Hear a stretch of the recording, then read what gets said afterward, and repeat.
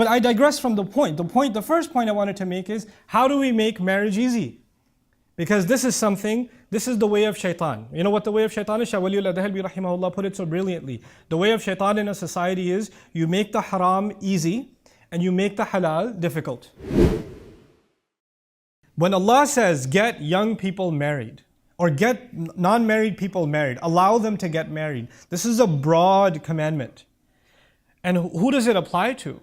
You would think it applies to people, okay, once this boy has graduated from school, once he's got a good job, once he's got a good amount of savings, once he's got a little bit of the return on investment paid back to his parents, once he's done all this, and this, and once everybody else in the family is taken care of, then we'll think about getting him married. Because if we get him married right now, all of his attention will go to his wife. We're not going to get anything. So this is our son, this is our investment. We need to get our money's worth first before we allow him to get married. And even when we do get married, this needs to not just be a matter of our material gain, this is a matter of family pride. We need to make sure that's someone that we can show off. Someone that we can be proud of and take lots of pictures and invite, have a huge gathering ceremony and be able to show that we married in an upper class family, etc., etc. So the considerations for how you get somebody married, you put age restrictions on your men and your women, as a matter of fact. And for women, it's the exact opposite. In many families, the moment she turns into a teenager, they start getting like, I need to get rid of my responsibility. It's like a disease in your home that you want to just get rid of. That you want to throw this girl out. And there are young women that are depressed because their fathers and their mothers, all they talk about is, you're still sitting at home. You're not getting married. You're still sitting at home. And on the other hand, the opposite is these young men that want to get married, and the parents say, no, not yet. You're not ready. You're not ready. Look at what the ayah does. وَالصَّالِحِينَ مِنْ عِبَادِكُمْ وَإِمَائِكُمْ. Even get the good among your slave men and women. Back then, there was a slave society too. And the people that are making virtually no money are the slaves. Allah says, get them married too. So the rationale that somebody has to be at a certain economic status before you think about marriage was crushed by one statement, removed from the equation. The only thing mentioned in the equation is, are they of the age? Should they be married? And the second is they're salihin, they're good people. Good means they're good with Allah, also means they're mature, they're ready. They're of the age. وَالصَّالِحِينَ مِنْ عِبَادِكُمْ وَإِمَائِكُمْ. And then Allah Azza wa Jal adds to that, because there are people who still consider these matters, إِن يَكُونُوا فُقَرَاء يُغْنِهِمُ اللَّهُ مِنْ فَضْلِهِ. If they happen to be bankrupt, if they don't have a lot of money, don't worry, that's not your problem. Allah will give them wealth from His own blessing. Because bankruptcy to Allah is a lesser problem. But aima means lots of people in society that are not married. That's a much bigger problem. Not having money is a less problem. But not having people tied down in healthy relationships, that's a much, much bigger problem to Allah. When I was studying this word, I even found a narration, أَنَّهُ كَانَ يَتَعَوَّذُ صلى الله عليه وسلم من الأيمة. Rasulullah صلى الله عليه وسلم used to actually seek refuge from a society with a lot of single people.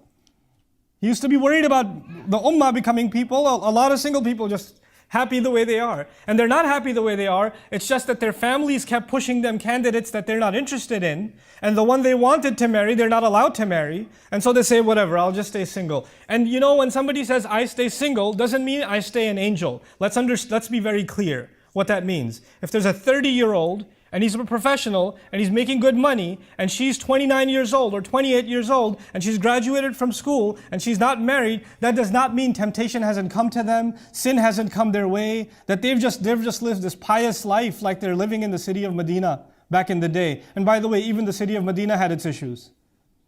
The city of Medina had pretty crazy situations. If you study the life of the Prophet ﷺ carefully, and what happened with the companions around, stuff happened. Just this morning I was reading about the narration of a Sahabi who went back to Makkah, and he used to have literally a girlfriend. The words in the narration are Khalila, a girlfriend, back before he became Muslim. And she saw him and she goes, Malak, what's wrong with you? Don't you want to be alone with me again? Literally that's what she said. And he said, well, there's Islam between you and me now. That's what he said.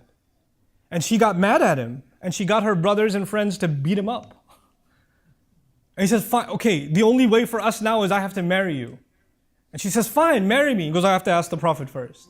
Because he doesn't know if he can marry someone who's a non-Muslim. So he goes back to the Prophet ﷺ and he asks him, and then the ayat came down, لا تنكحوا المشركات. Don't marry mushrik women until they believe. If she wants to accept Islam, fine. If not, then no. If she wants to leave her pagan ways, then fine. But I digress from the point. The first point I wanted to make is, how do we make marriage easy? Because this is the way of shaitan. You know what the way of shaitan is? Shah Waliullah Dahalbi rahimahullah put it so brilliantly. The way of shaitan in a society is, you make the haram easy and you make the halal difficult. And when that happens in a society, shaitan is won. Because people will gravitate towards what is easy.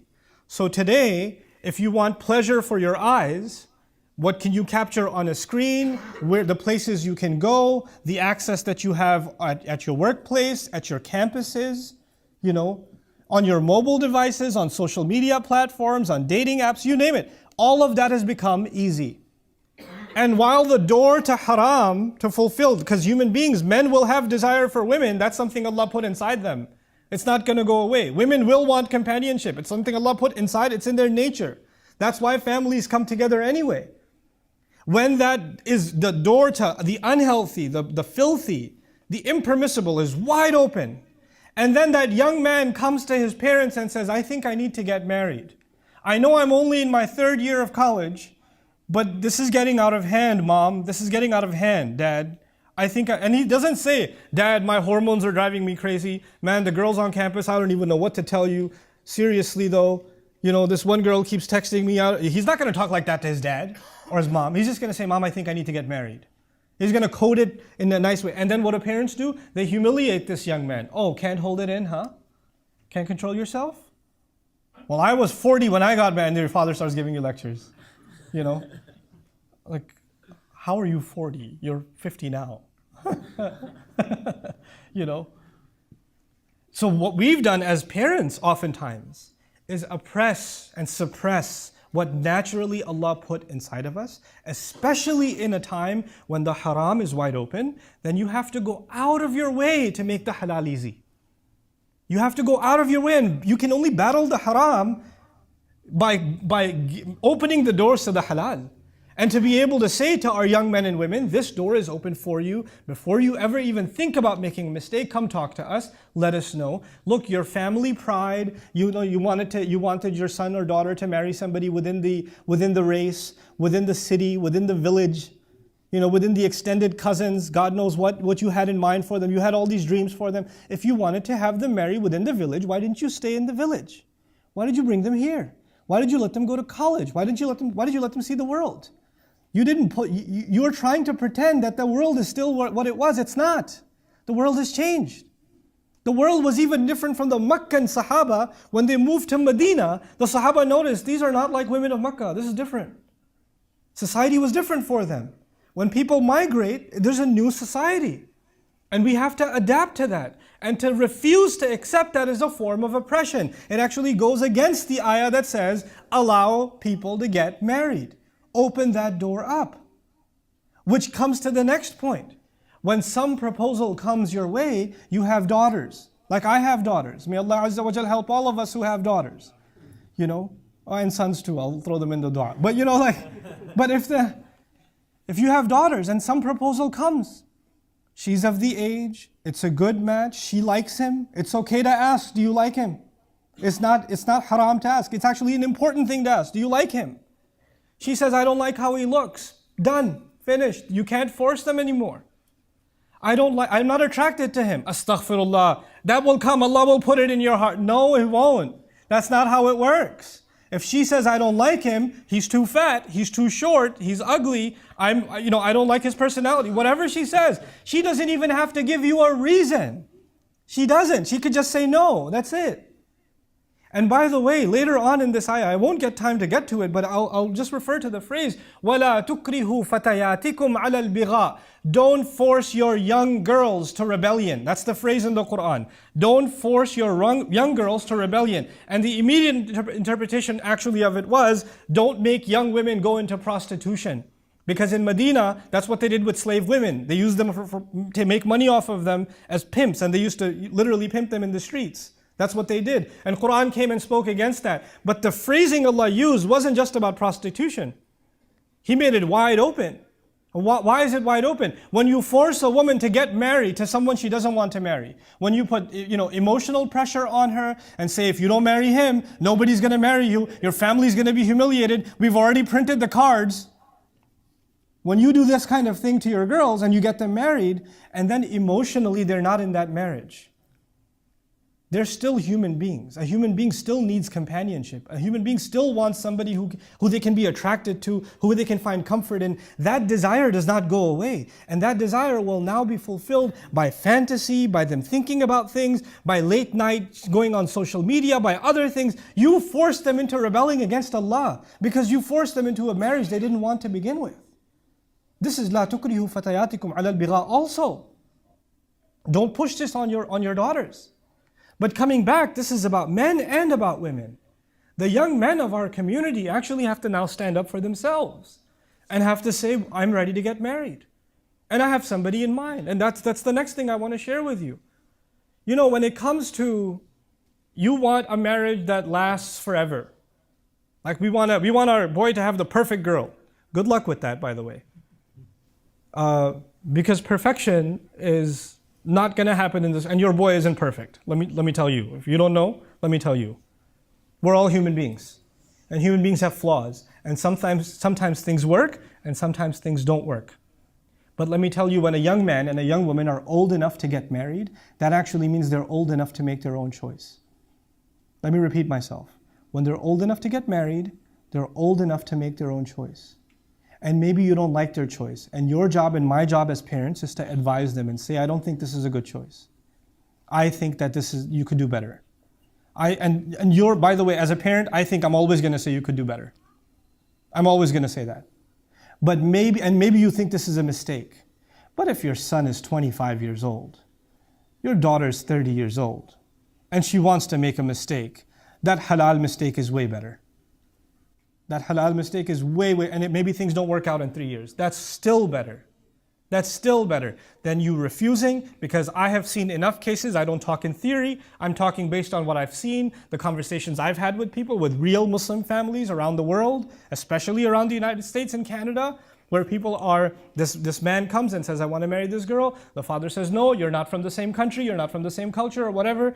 You can't get married to my daughter, or the other way around, but these two are still already emotionally attached, so they're texting each other, talking to each other, hanging out with each other, having dinner with each other. Parents don't know. 5, 6 years go by, they're refusing other proposals. Then the girl is forced to marry somebody else, and she's still talking to the guy. And all of this was that evil, that this whoever she married didn't deserve this. He didn't deserve this.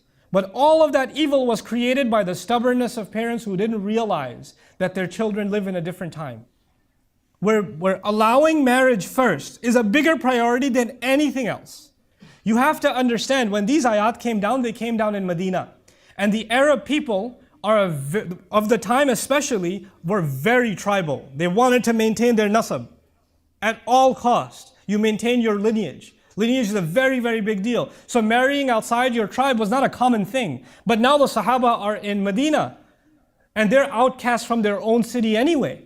And a lot of the people that were in Medina, they've accepted Islam, so they're outcasts from their own tribes. So there are going to be marriages outside of their culture. You have to understand, it's not just an Arab marrying an Arab.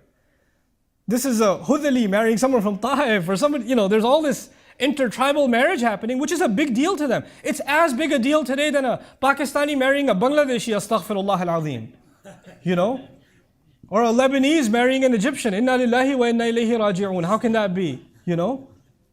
This was a big deal to them. But Allah said, no, forget all of that. Just make sure that marriage itself becomes easy. Just that much. And Allah will take care of the rest.